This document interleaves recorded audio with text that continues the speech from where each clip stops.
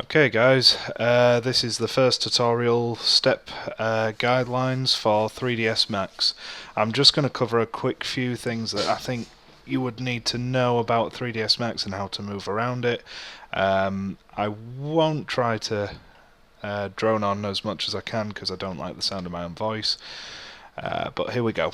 So, first things first, the interface itself. When you're working with 3ds Max, you'll be given these four windows. Now, I find it's best to swap between having one big solid window and having these four. And you can just swap between them by selecting this maximize viewport toggle down in the bottom right. And you can go between your views. Now this is quite useful when you're building as a 3D object. You can look at the front, the top, the left, but also it's a good idea to always make sure you can see the full model as it is. So, next thing that I'm gonna just point out, all objects are made from standard shapes, whether it's a box, a sphere, a cylinder, even a teapot apparently. You basically use these are your building blocks to create anything. Now, one thing that I noticed in the sessions is that some of you can't quite remember how to use these tools and move around at the same time.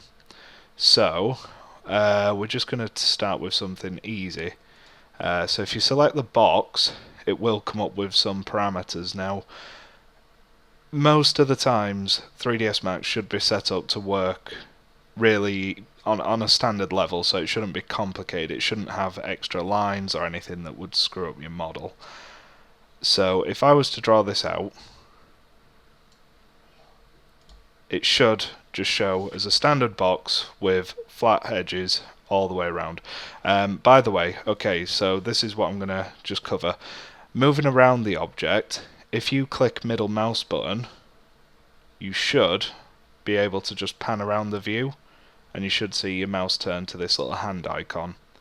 Now, if you hold Alt and then use the middle mouse, it should rotate around the actual object itself. Okay?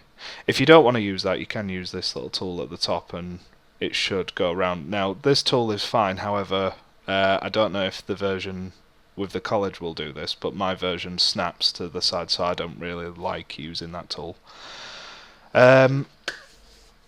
Okay, so computer just loaded something. So the other thing that I wanted to look at is just moving around easily.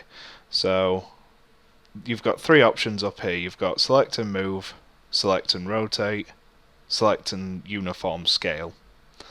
They basically do what they are called.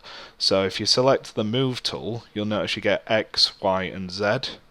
Now you can move separately on each of these different directions. In any direction, it's completely up to you.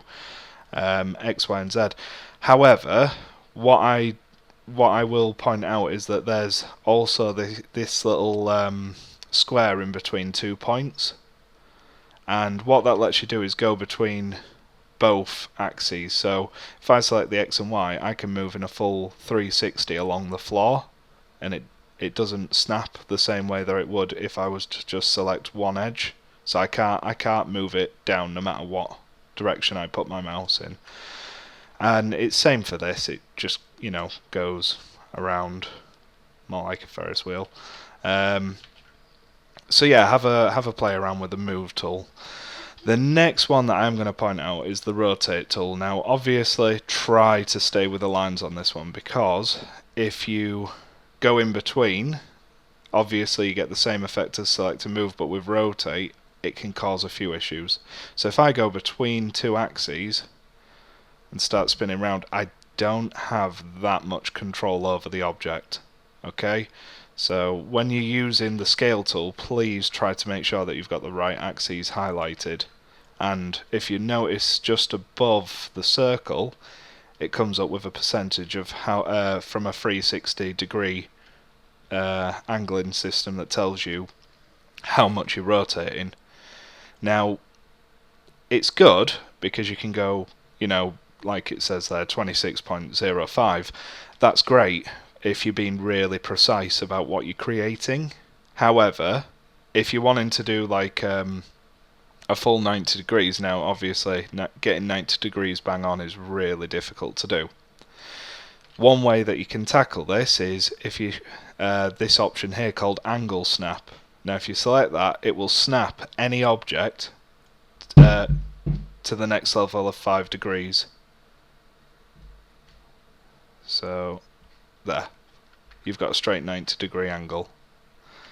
Okay, same again if you're rotating sideways, and even if you do go in between, it still doesn't snap, unfortunately, so please avoid that.